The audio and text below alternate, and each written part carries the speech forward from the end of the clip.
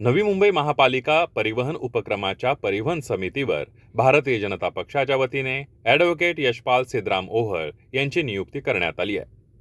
23 February रोजी संपन्न झालेल्या महापालिकेच्या महासभा बैठकीत महापौर सुजाता पाटील यांनी ॲडव्होकेट ओहळ यांच्या निवडीची अधिकृत घोषणा केली।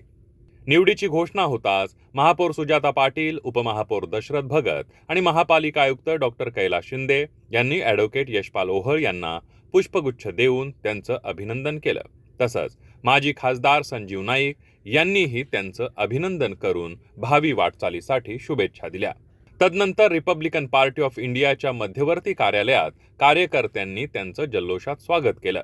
या आनंदाच्या क्षणी त्यांनी सर्वप्रथम तुर्भे येथील विश्वरत्न डॉक्टर बाबासाहेब आंबेडकर यांच्या पुतळ्याला पुष्पहार अर्पण करून विनम्र अभिवादन केलं। त्यानंतर त्यांनी ऐरोली येथील भारतरत्न डॉक्टर बाबासाहेब आंबेडकर स्मारकाला भेट देऊन महामानवाला वंदन केलं। या निवडीनंतर ॲडव्होकेट यशपाल ओहळ यांनी रिपब्लिकन पक्षाचे राष्ट्रीय अध्यक्ष व केंद्रीय राज्यमंत्री रामदास आठवले यांची भेट घेऊन त्यांचे आशीर्वाद घेतले। ॲडव्होकेट यशपाल ओहळ हे उच्च शिक्षित वकील असून गेल्या 15 ते 20 वर्षांपासून सामाजिक, शैक्षणिक व सांस्कृतिक क्षेत्रात सक्रिय आहेत।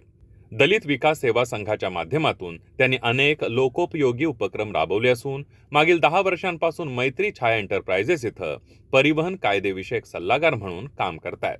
परिवहन क्षेत्रातील कायदे व तांत्रिक बाबींवरील त्यांचं प्रभुत्व, अचूक विश्लेषण क्षमता आणि शासकीय प्राधिकरणाशी प्रभावी समन्वय साधण्याचं कौशल्य लक्षात घेता त्यांच्या अनुभवाचा नवी मुंबई परिवहन उपक्रमाला निश्चितच मोठा लाभ होईल असा विश्वास व्यक्त होतोय। आज खऱ्या अर्थानं रिपब्लिकन पक्षाचा एक आनंदाचा क्षण आपण सगळेजण पाहत असाल की भारतीय जनता पार्टी आणि Republican party of India Athawale गट यांनी गेल्या विधानसभा, महानगरपालिका यामध्ये प्रचंड मतांनी भाजपच्या सर्व उमेदवारांना निवडून दिलं होतं आणि सन्माननीय या नवी मुंबईचे शिल्पकार गणेशजी नाईक साहेब यांनी शब्द दिला होता की ह्या महानगरपालिकेच्या सत्तेमध्ये रिपब्लिकन पक्षाचा देखील सहभाग असेल आणि तो शब्द त्यांनी आज खऱ्या अर्थाने पाळलेला आहे। त्यांचे खऱ्या अर्थाने आम्ही आभार मानतो। त्याचप्रमाणे या राज्याचे मुख्यमंत्री देवेंद्र फडणवीस साहेब, आमच्या रिपब्लिकन पक्षाचे राष्ट्रीय अध्यक्ष केंद्रीय मंत्री सन्माननीय रामदासजी आठवले साहेब आणि इतर सर्वच भाजप RPIच्या कार्यकर्त्यांच्यामुळे आणि खऱ्या अर्थानं मला ज्यांनी घडवलं, मला ज्यांनी मोठं केलं ते माझे नेते सन्माननीय सिद्धरामजी ओहळ साहेब यांच्या आशीर्वादामुळेच मी या ठिकाणी पोहोचलेलो आहे।